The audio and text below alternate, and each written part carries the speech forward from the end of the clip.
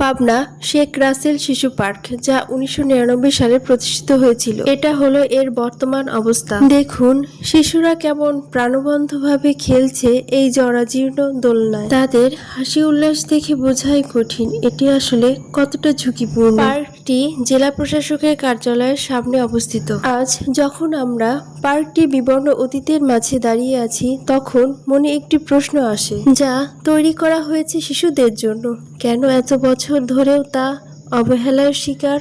কেন আনন্দের প্রতিশ্রুতি আজ কেবলই এক নীরব দীর্ঘশ্বাসে পরিণত হলো? এর উন্নয়নের পথে কি বাধা আছে? কেনই এতগুলো বছর পরেও এই পার্কটি সংস্কার সম্ভব হলো না? পার্কটি সংরক্ষণের দায়িত্ব নিয়ে জেলা প্রশাসক এবং জেলা পরিষদের মধ্যে মতৈক্য রয়েছে। উভয় কর্তৃপক্ষ প্রতিশ্রুতি দিলেও কোনো সংস্কারের কাজ শুরু হয়নি।